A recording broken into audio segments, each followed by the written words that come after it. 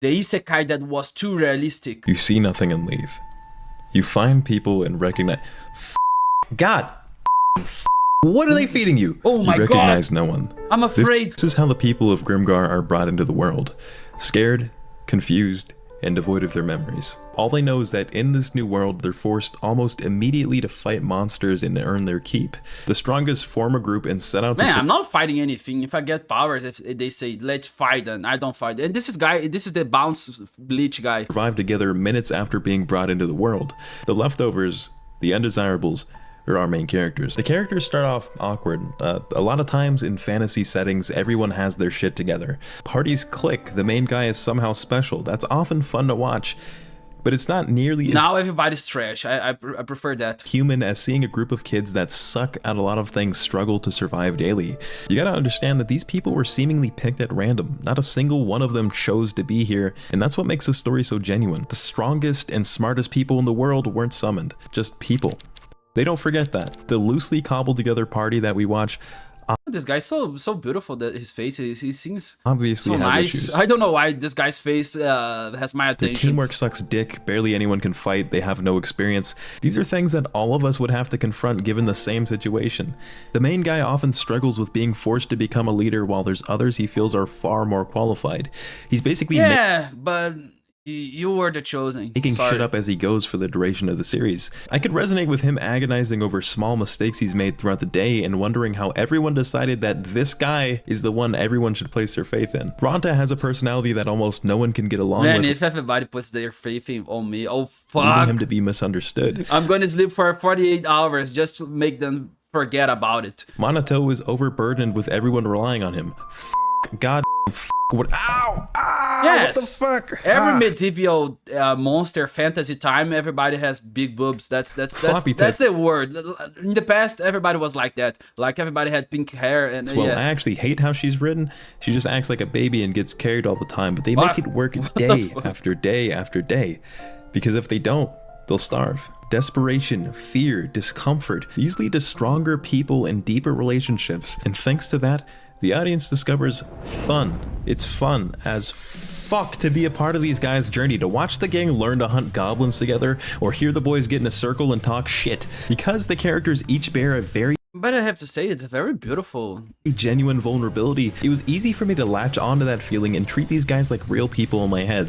So when they're happy, sad, stressed, or confused, a little bit of that transfers over to me. The Yes. fantasy aspect. When this character gets angry, I get so angry. I fucking punch my TV. So angry I get.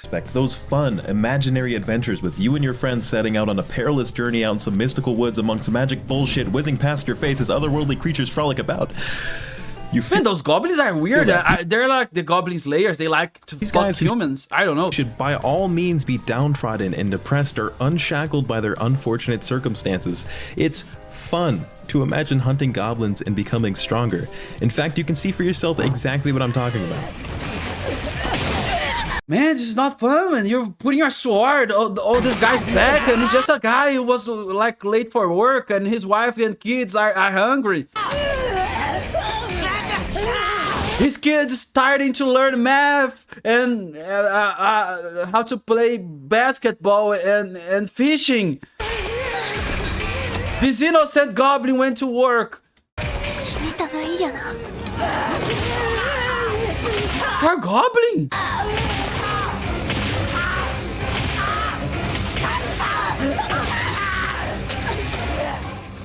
That's real.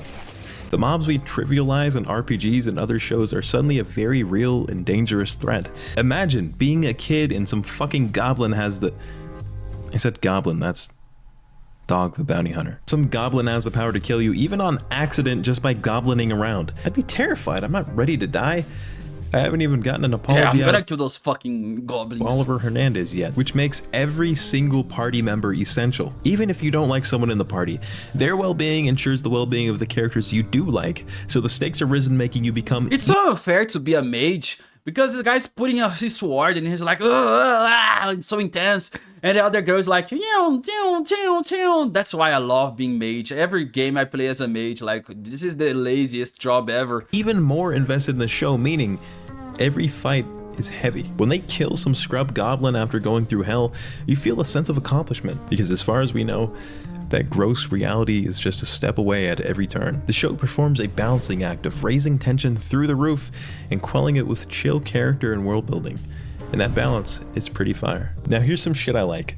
Fights are cleanly and dynamically animated. There's noticeable differences in how everyone fights. See this guy's just doing this.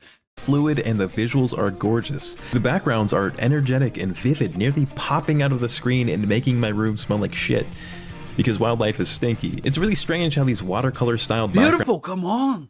backgrounds can stand out and be so soothing. It's not something I've ever really seen before. At times they can look flat and lazy, while there's loads of depth and liveliness at others. This last part I wasn't gonna mention. Wait, this is 3D. But ever What? Wait, this landscape. I think it has liveliness at others. This last part I wasn't gonna mention, but ever since I watched the anime 5 years ago, one thing that's really stuck out to me was the gymongous asses. This is that corn. Okay, this is not an isekai.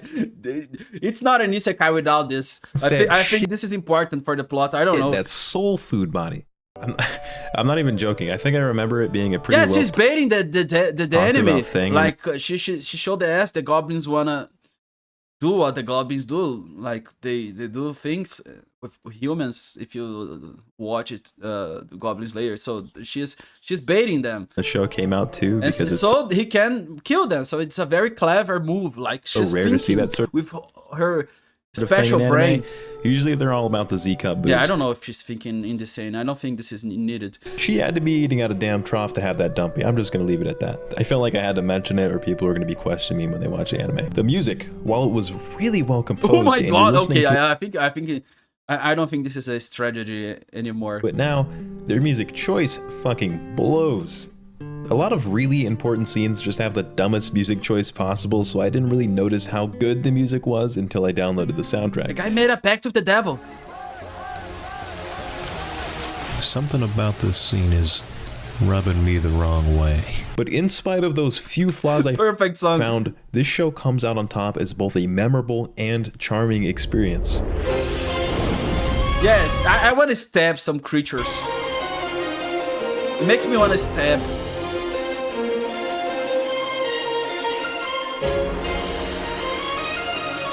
Grimgar of Fantasy and Ash, much like its own characters, is not perfect, as very few don't cry. You just killed a happy guy. Things are.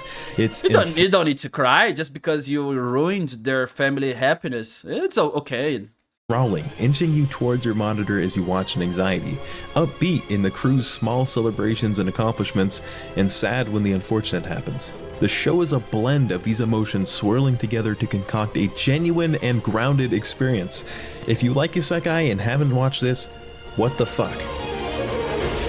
Yeah, you sold me well. This the ending. Or you might not like it. I don't know. 8 to me, this is 1,000 at least.